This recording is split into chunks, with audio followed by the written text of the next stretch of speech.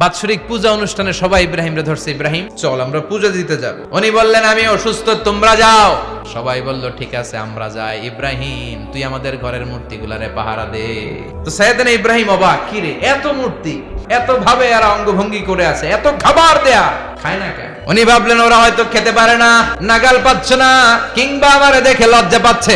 নিচ থেকে রসমলাইয়ের বাটি তুলে ধরলেন। উনি বললেন খা। কেউ খায় না, খা নাইলে কথা ক।